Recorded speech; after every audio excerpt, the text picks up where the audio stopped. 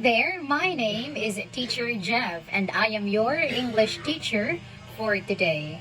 So for today's topic, we are going to talk about past tense, regular and irregular verbs, using the past tense to express emotions. So we have the objective of today's lesson. Number 1, students or you will practice using the past tense, the regular and irregular verbs to describe your personal experiences. And then, you will connect your emotions to your past experiences to create meaningful sentences. And lastly, you will express your feelings using grammar structures while reflecting on your own emotions. So, are you ready, class? Alright, so let's have our warm-up question. Now, class, can you think of a time recently when you felt really happy or even sad? And what happened? Yes, anyone? Yes, Joanna. Oh, class, Joanna said that she felt really happy yesterday because it was her grandma's birthday. Wow, that's a really happy moment for you, Joanna. Yes, Joshua. So class, Joshua said that she felt really sad yesterday because her cat, Sasha, passed away. Oh, it's so sad to hear. There are really situations that we have to accept, and I'm so sorry to hear that, Joshua. But don't worry, you can ask your mom to buy you a new pet. Okay? Alright, so class, what have you observed with our activity, like with a warm-up question? Yes, you are right. So they were talking about their past experiences. And yes, class, today we are going to use the past tense to describe our experiences and the emotions we felt. Okay? Alright, so the past tense helps us to talk about things that already happened, like memories, stories, or important events. So let us explore how we can express these events and emotions through grammar. Now here we have the first activity. We have here the emo wheel or the emotion wheel. So all you have to do, class, is to spin the emo wheel to land on an emotion. And then when the emo wheel stops, think of a time when you felt that emotion. So you should briefly share your experience with the class using complete sentences. So for example, if I landed on excited, the emoji excited, then I should say, I felt excited when I went to my best friend's birthday party last month. I couldn't wait to celebrate together. And then, after you share, another classmate will spin this emo wheel and share the experience with the emotion it lands on. Okay? Alright, is it clear? Do you have any questions with our instructions? None? Okay, so let's start. Okay, who would like to try our emotion or feelings wheel? Okay, Anna. Okay, so let's start. Okay, now please click spin. Spin it, Anna. Oh, scared. So can you tell us a story or a memories that when you felt scared, Anna? Okay, wow, that's a really good, and that was a really scary moment for you, Anna. So who would like to try? Yes, sure, Renz. Excited. Was there a time, Renz, that you felt excited? Share it with your group or share it with your classmates. Wow. So yes, class, there are really some happy moments, sad moments, excited or scary moments that we've experienced.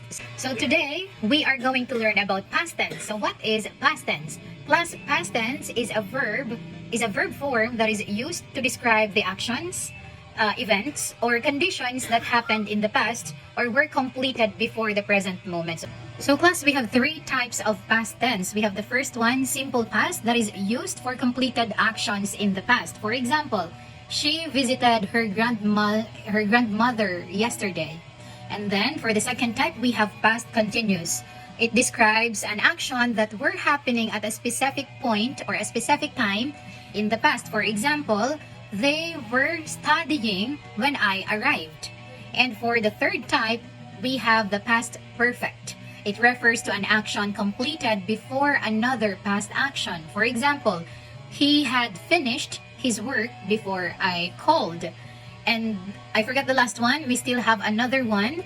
The fourth one is past perfect continuous. So when we say past perfect continuous, it describes an action that was happening for a period of time before another action in the past. For example, she had been waiting for an hour when the bus arrived. Okay?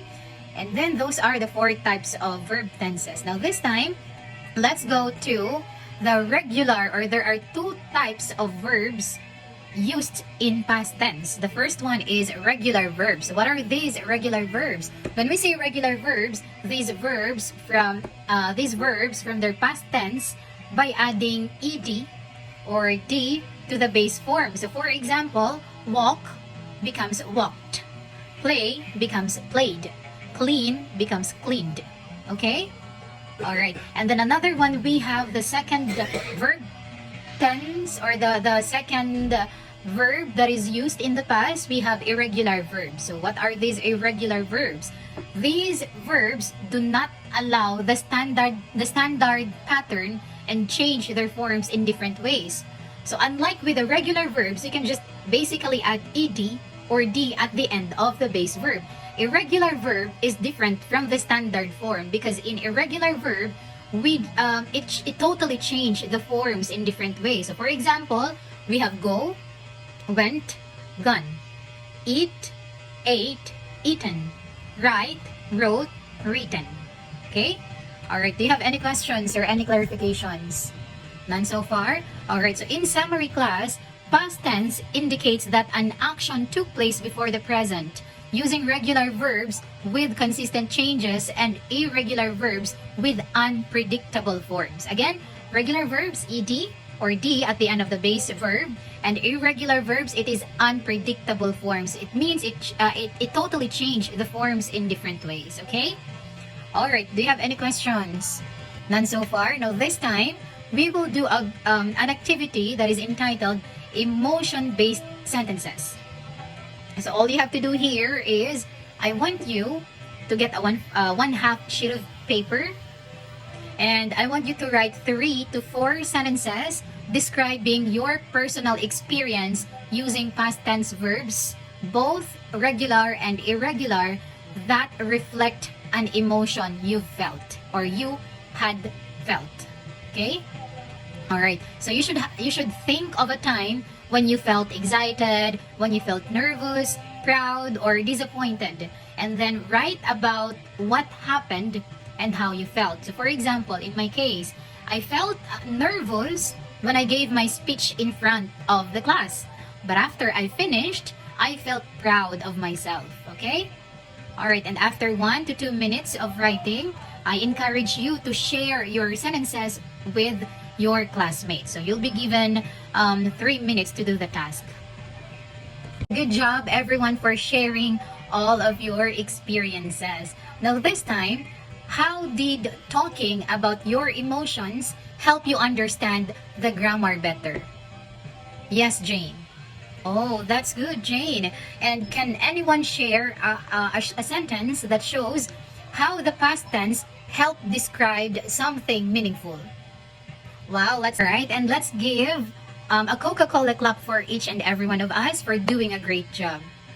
Okay, so today we practiced using the past tense to describe our personal experiences and the emotions that came with them. So grammar isn't just about rules. It's also about expressing what we have lived through and how we feel. So do you have any questions, class? Alright, were we able to hit our objectives for today? Alright, so thank you for listening and see you tomorrow. So this lesson uses an affective-humanistic approach because first, it's all about emotional engagement. So students connect emotionally with the lesson by reflecting on their personal experiences and feelings. And then for the self-expression, the lesson allows students to express their emotions in meaningful, real-life context that helps them connect grammar to their own lives. And then for empathy, sharing personal experiences and reflecting on each other's emotions helps build a sense of empathy in the classroom. And the last one is safe environment. So the lesson encourages a supportive atmosphere where students can feel comfortable sharing their feelings through grammar practice. So this is Jeremy Pizania, and this is the mini lesson demo that held their emotions, making the grammar lesson more relevant and meaningful. So thank you. Thank you.